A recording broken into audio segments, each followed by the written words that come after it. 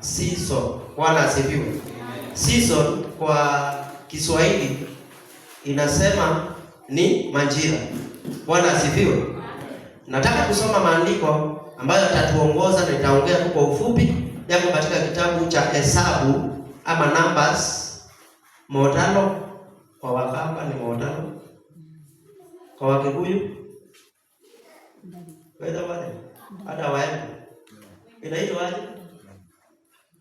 Maesa Malafu. Haleluya. Nitaenda kutafuta vile inaitwa. Amen. Ni vizuri wakati tuna lugha zote. Ningependa kusoma tu mstari wa kwanza, niruke nisome mstari wa 3 na mstari wa 4. Amen. Maandiko yanasema katika mstari wa kwanza, kitabu ni Hesabu, mlango ni wa 33, mstari ni wa kwanza, taruka niende mstari wa 3 na wa 4. Mstari wa kwanza unasema hizi ndizo safari za wana wa Israeli hapo walipotoka nchi ya Misri kwa jeshi zao chini ya mkono wa Musa na Haruni. Haleluya. Mstari wa 3 unasema wakasafiri kutoka Ramesesi mwezi wa kwanza siku ya 15 ya mwezi wa kwanza, siku ya pili baada ya Pasaka, wana wa Israeli wakatoka kwa mkono wa nguvu mbele ya macho ya Wamisri wote.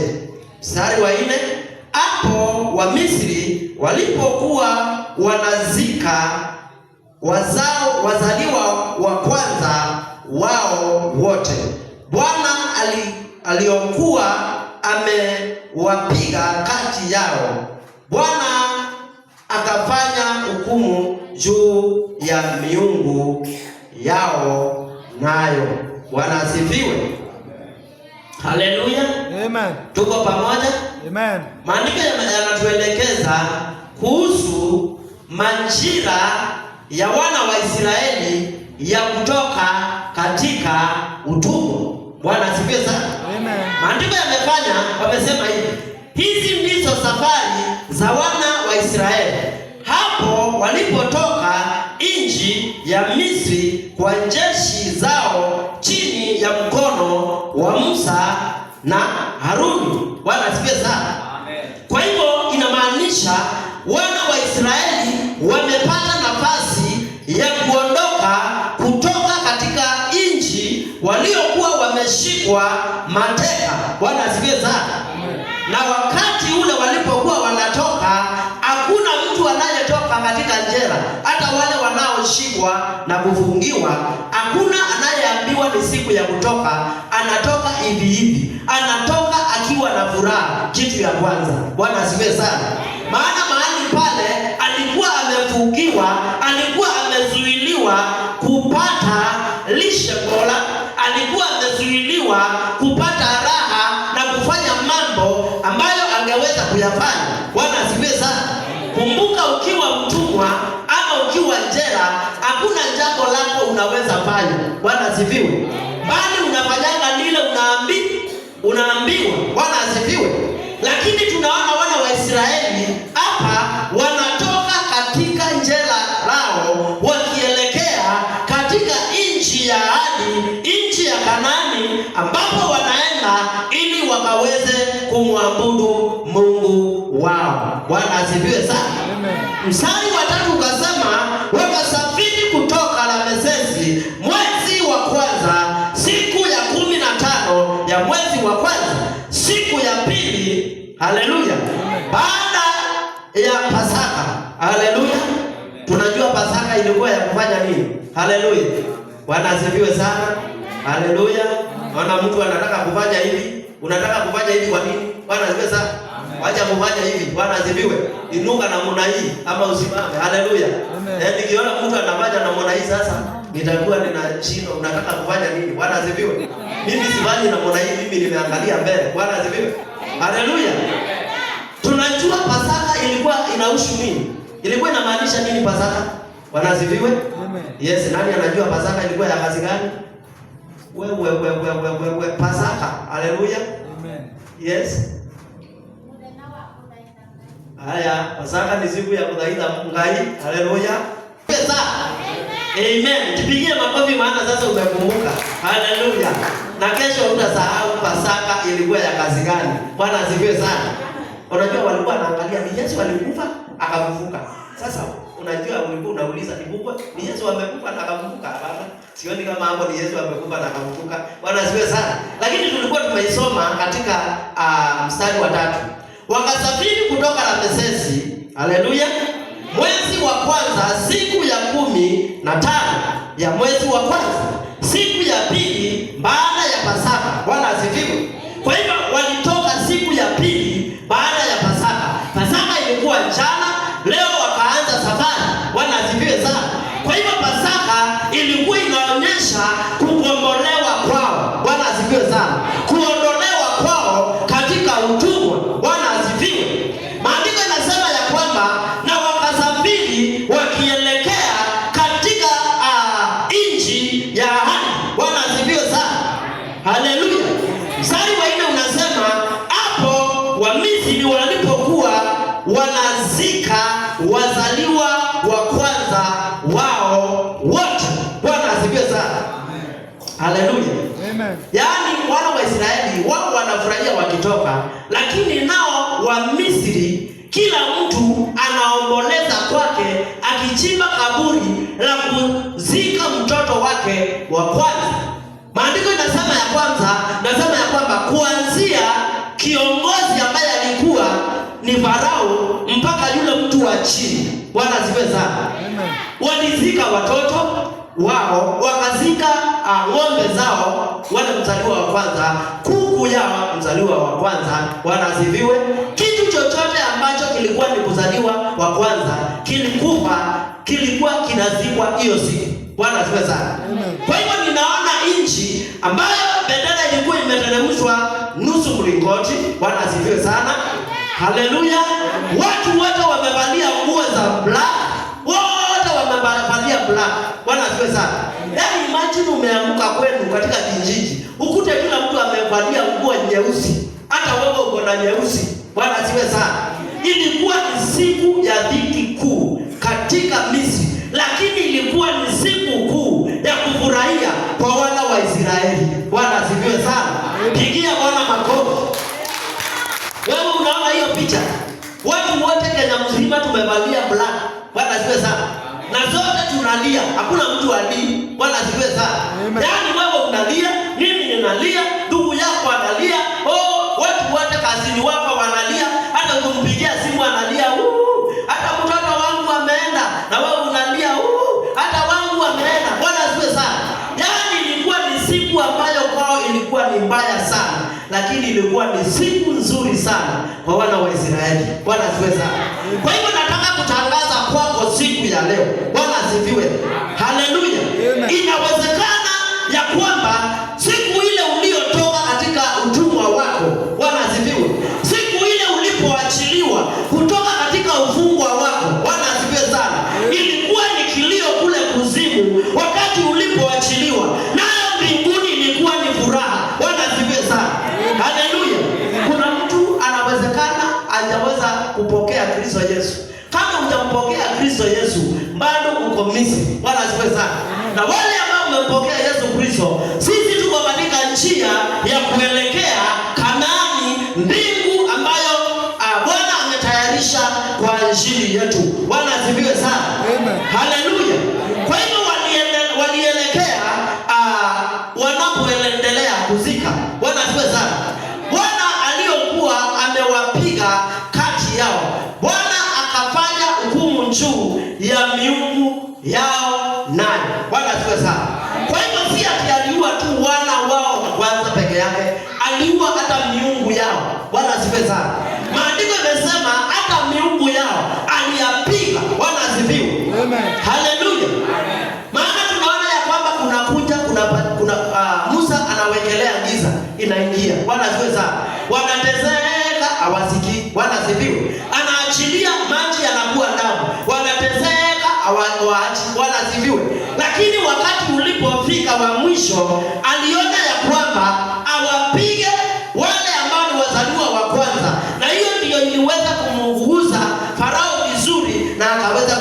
kuingia wana wa Mungu. Bwana asifiwe sana. Wana wa Mungu Israeli ilikuwa imehesabiwa kuwa wazaliwa wa kwanza wa Mungu. Haleluya. Bwana asifiwe. Hakuna watu wengine walikuwa wameitwa wa Mungu isipokuwa wana wa Israeli. Kwa hivyo walikuwa ni wazaliwa wa kwanza wa Mungu na wazaliwa wa kwanza wa wanadamu. Bwana asifiwe sana. Kwa hivyo Mungu akapiga wazaliwa wa kwanza wa Misri ili aweze kuokoa mzaliwa wa kwanza wa kuingia Kanaani. Bwana asifiwe sana. Haleluya. Bwana atukuzwe. Tuko pamoja sasa. Umeelewa sasa? Bwana asifiwe sana. Kwa hivyo ile siku iliweza kuonyesha a season. Ilikuwa ni season mbili ambazo zinapelekana, ama ilikuwa ni majira mawili yanapelekana. Aje hapa wango na maeneo haya ni wakati wa mvua. Bwana asifiwe sana. Ushasikia ukienda Kitui? Acha nitumie Kitui. Unaenda Kitui wakati kama huu sasa kumenyesha, unakuta huko mahindi hata haikumea. Halo? Halo?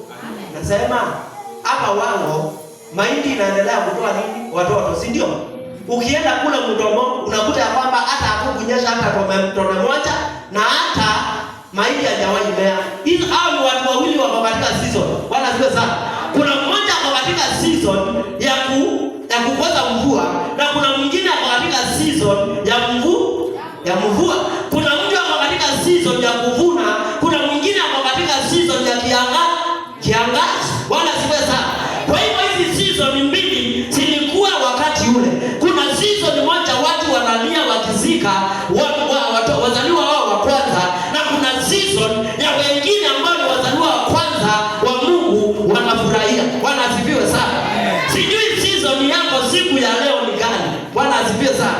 Sijui uko katika season gani? Inawezekana season yangu sio season yako. Bwana asifiwe. Haleluya. Wazee. Ni asia hii. Sio kweli kwa kujua. Kwa kujua hata mimi nao hivyo. Bwana asifiwe sana. Lakini kila mtu ndiye wachao. Ndiye wewe binda yake. Bwana asifiwe sana. Kwa hiyo kwa hiyo binda yenu kana sasa Misri ni kwa maya, lakini sasa Israeli ni kutana matana. Bwana asifiwe sana. Na mtu kwa monana ukata mwezi ni wa season yemwe. Bwana asifiwe sana. Haleluya. Na wakati hatuko katika season moja, unakuta ya kwamba kuna mtu anafurahia, mwingine anashinda, ni malipo unapanga naye. Sasa unafurahia nini? Wakati mimi hata mfuko yangu hata shilingi. Ona ndipo ninakwenda yangu kana kanisani. Na ndipo ni uite naye. Lakini Mungu ukiona aitana hapa, Bwana asifiwe sana. Haleluya. Tukamwambia na yule ndani wa season yake. Bwana asifiwe sana. Tukaanza kununua ndani wa season yake. Haleluya. Wewe ukiwa ndani wa season yako, Bwana asifiwe sana. Na tuni season yake ya bindane yeye, Bwana asifiwe. Lakini kuna jambo moja ambalo linanitia nguvu. Ya kwamba kama tuko ndani ya Kristo, tukiwa katika season yoyote ile, Bwana asifiwe sana. Tunafaa kujua ya kwamba katika ile season tumewekwa kwa injili, ni mtihani tumewekewa. Bwana asifiwe sana. Na ukiweza kupita ule mtihani vizuri, haleluya, utakupeleka katika kiwango kingine. Haleluya. Bwana asifiwe. Amen. Unapelekwa katika kiwango kingine. Haleluya. Ningependa kusoma katika kitabu cha Zaburi 23. Ninapomalizia na Bwana atatubariki. Nimesema ya kwamba kila mtu katika season yake. Bwana asifiwe. Na katika season yako angalia sana uweze kupita salama. Bwana asifiwe. Mtazamie Mungu, ingia katika maombi, Bwana aweze kukufunulia uko katika season gani, na muombe akupatie ushindi. Maandiko katika Zaburi wa 23 verse 5 inaongea kuhusu another season. Bwana asifiwe sana. Maandiko yanasema waandaa meza mbele yangu machoni pa watesi wangu, umenipaka mafuta kichwani pangu, na kikombe changu kinafurika. Bwana asifiwe sana. Haleluya. Maandiko yanasema ya kwamba mwandishi wa Zaburi ya kwamba kuna season ilifika, Mungu akaweza kuandaa mbele yake yule mwandishi, lakini iliandaliwa machoni pa watesi wake. Bwana asifiwe sana. Haleluya. Anasema ya kwamba meza ilipoandaliwa mbele zake na mbele za machoni pa watesi wake, Mungu alirudi akafanya jambo jingine. Bwana asifiwe sana. Akampaka mafuta kichwani mwake. Bwana asifiwe. Kabla hajasongea katika ile meza, akapaka mafuta kichwani mwake. Bwana asifiwe sana. Maandiko inasema hapo chini, na kikombe changu kinafurika. Bwana asifiwe. Ya kwamba katika ile meza kulikuwa kumewekelewa vikombe ambazo zimefurika, ambazo zimejazwa utele wa Mungu. Bwana asifiwe sana. Maana ninaangalia wana wa Israeli wanapotoka pale Misri, wanatoka wakiwa vikombe vyao vya furaha zimejazwa. Bwana asifiwe sana. Maana wanaona ya kwamba katika miaka 430 tumeishi katika mateso, tumeishi katika kufinyiliwa, tumeishi katika njia ambayo hatuwezi tukafurahia kwa chochote, tumepigwa viboko, tumefanya kazi ngumu, lakini siku ya leo imefika tamati ya yale mateso na tunaanza kumfurahia Mungu wetu. Bwana asifiwe sana. Kwa hivyo Mungu alimake sure anatayarisha meza mbele ya Israeli machoni pa Wamisri, ili wakaona wakitoka nao wanaomboleza. Bwana asifiwe sana. Haleluya. Bwana asifiwe sana. Sisi kama kanisa, Bwana asifiwe. Nani anajua tuko katika season gani? Haleluya. Bwana asifiwe. Amen. Yes, hivi mwende tuambie. Yes, tunaangusha nani? Tunaangusha nani? Tunaangusha Goliathi. Bwana asifiwe sana. Amen. Goliathi ni lile jambo ambalo limekuwa likikusukuma katika maisha. Bwana asifiwe sana. Amen. Inawezekana ni katika familia. Haleluya. Inawezekana ni katika kumtumikia Mungu. Bwana asifiwe. Kwa hivyo Goliathi ambaye amesimama katika nafasi ile akakuzuie usiweze kufurahia katika meza ya Bwana ambayo imewekwa vikombe ambazo zinafurika, ndiye ambaye tunamwangusha katika season hii. Bwana asifiwe sana. Amen. Haleluya. Amen. Sijui ni nini hicho kimekuzuia ili usiweze kufurahia kukaa ndani ya Kristo. Sijui ni nini hicho kimekuwekea limitation. Wakati unapoamuka, unapotaka kumtumikia Mungu, unapata ya kwamba huwezi ukatumika katika kiwango kile unahitaji. Bwana asifiwe sana. Amen. Hiyo ndio ngoliano yako katika maisha yako. Bwana asifiwe. Na hiyo ndio season tuko kama kanisa. Bwana asifiwe sana. Amen. Haleluya. Amen. Na kama rabie ikala we connected we. Tukaweza kupita kwa this season. Bwana asifiwe sana. Tukaweza kupita kwa this season. Bwana asifiwe. Unakaa ukipigia unapigia mchungaji simu unamuuliza, mchungaji tunaweza kuwa tuko na sisi tuko kwa season gani? Sitaki kupitwa na mambo. Bwana asifiwe sana. Lakini usikaange tu nyumbani, sema tu Sunday ikifika nitaenda tu kanisa. Bwana asifiwe. Make sure uko connected. Bwana asifiwe sana. Make sure unatembea na wale wengine. Haleluya. Maana tumewaangusha. Bwana asifiwe. Na wameanguka sana. Bwana asifiwe. Maushuhuda tuko na kirundo kubwa hivi. Amen. Tumewekeleanisha. Bwana asifiwe. Sijui uko na maushuhuda kiwango gani. Haleluya. Maana katika kila season kuna ushuhuda. Bwana asifiwe. Amen. Naona wana wa Israeli wakitoa ushuhuda wa vile walivyoteseka na wa vile waliona maisha ya kwamba hayavai mbele zao. Walikuwa wanauliza, ni lini wakati wangu unafika wa kukufa? Mimi nipigwe kiboko hivi mimi niwekwe kwa kaburi ili niondokee hii mashina. Bwana asifiwe sana. Sijui wakati mwingine unapitia katika season, unauliza Mungu, na unaniwekea nini? Kwa sababu mimi naona mambo yangu ni mbaya zaidi. Bwana asifiwe sana. Mahali yamefika ni kama hata sitaki kuendelea kesho. Bwana asifiwe sana. Haleluya. Ni kama sitaki kuendelea kesho. Ninataka tu leo ifike na ifike mwisho wangu. Bwana asifiwe. Lakini maandiko yanasema ya kwamba katika kila season, kama vile tuko na season hii, kila mtu anaendelea kujikazana katika mwisho wa season uweze kuvuna. Bwana asifiwe sana. Kwa hivyo katika kila season kuna kuvuna. Bwana asifiwe. Katika season zetu za maisha lazima unavuna. Bwana asifiwe. Itategemea na wewe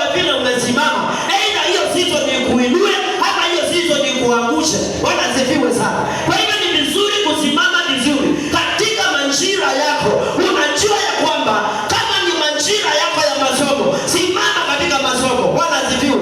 Kama ni majira yako ya wokovu, simama katika wokovu. Bwana asifiwe.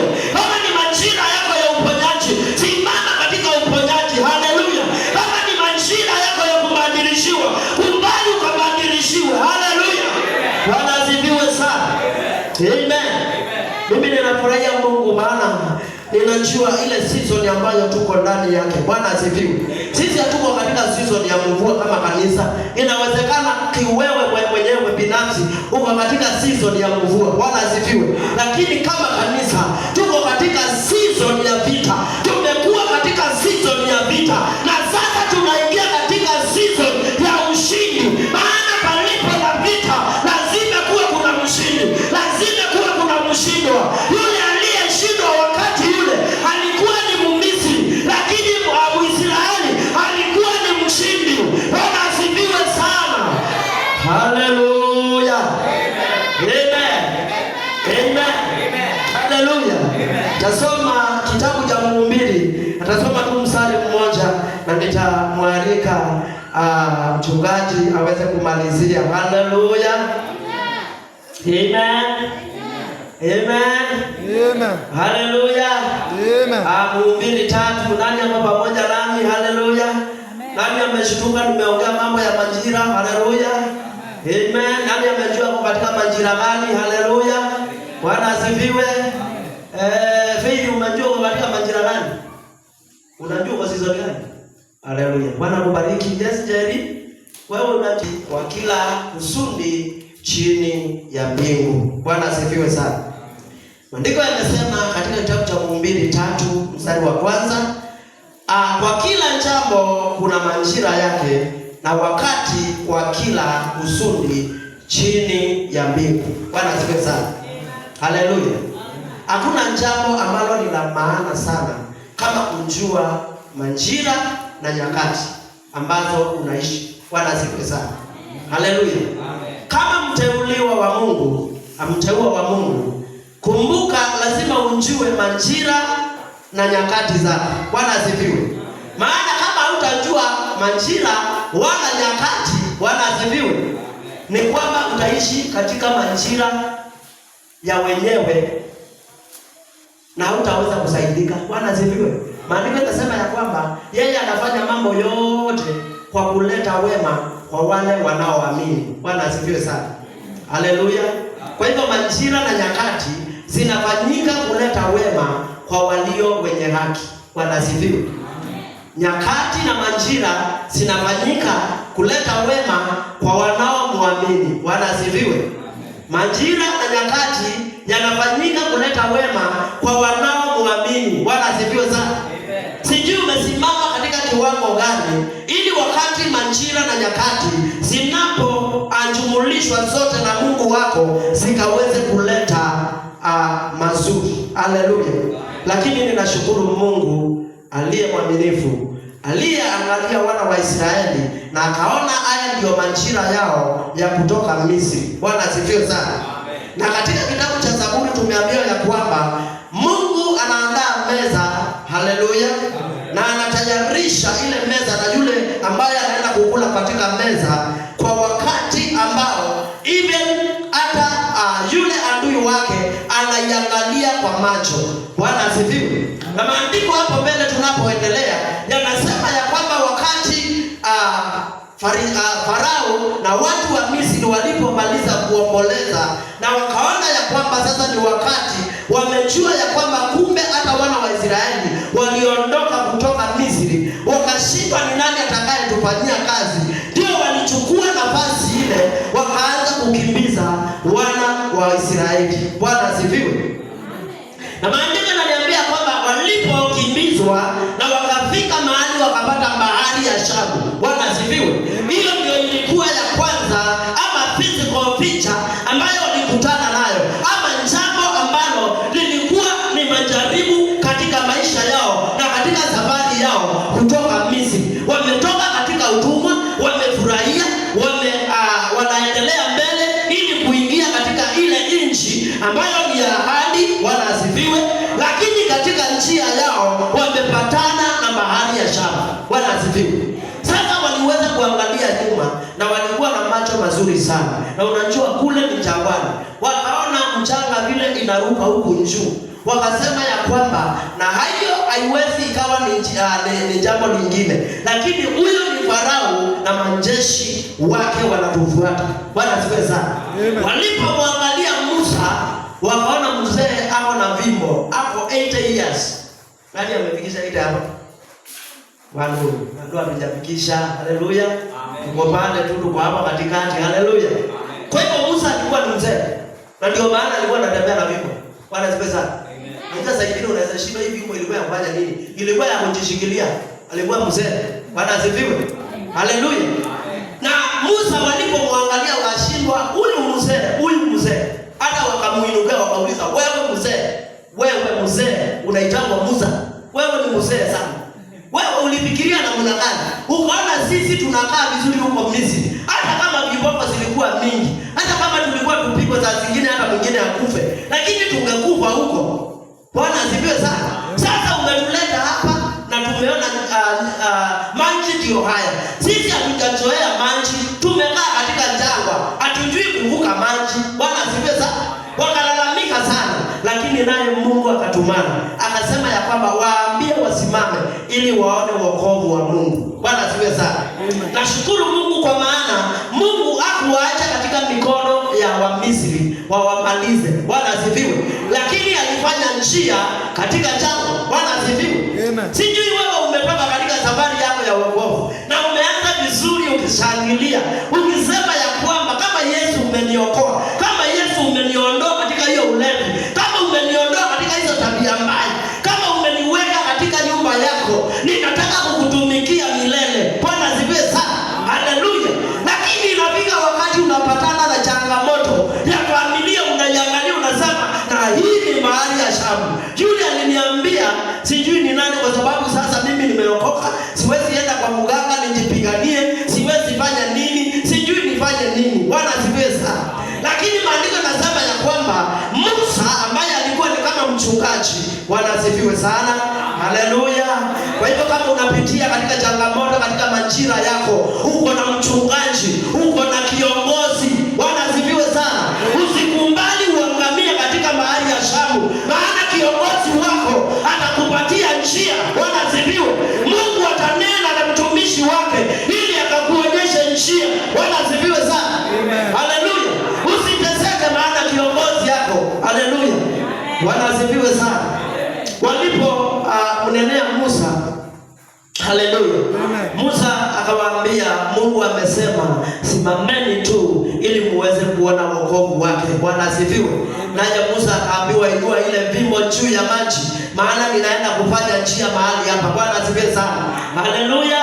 Inawezekana mateso ni mengi, inawezekana umekumbana changamoto kubwa, unauliza ni nani atakaye niokoa kwa hii changamoto. Mungu yuko. Bwana asifiwe sana. Mungu aliyekuokoa yupo. Bwana asifiwe.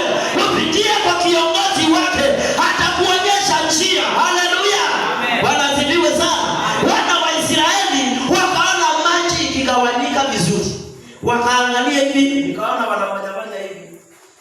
Wazee ninyi mnaona vizuri, unajua saa nyingine tumezeeka hapa, kuna njia. Wakaambiwa ndio, hii ndi njia. Na ninaamini Mungu alikuwa ametengeneza njia kubwa kiwango ya kwamba hata kipofu hawezi akakosea. Bwana asifiwe sana. Ilikuwa ni njia kubwa, maana tunaambiwa walikuwa ni maelfu kwa maelfu. Bwana asifiwe. Maandiko yanasema ya kwamba Farao aliona ya kwamba hao watu watakuja kunishinda, maana walikuwa wanaanza kwa haraka. Bwana asifiwe. Kwa hivyo inaonekana Musa alikuwa ameongoza kikosi kikubwa. Kwa hivyo Mungu alitengeneza barabara kubwa. Bwana asifiwe. Na walipoiona wakaendelea kumshangilia Mungu na wakaendelea mbele kuvuka. Bwana asifiwe sana. Nikimalizia, maandiko yanasema ya kwamba walipoendelea kabisa, nao Wamisri wakakuja wakiwa na zile farasi zao wakikimbia, hata wao wakaingia katika ile njia. Bwana asifiwe sana. Shetani atakufuata tu, lakini kama uko na Mungu ninakuhakikishia kuna ushindi. Bwana asifiwe sana. Utamuona na kufuata tu, lakini usikufe moyo, maana kuna ushindi.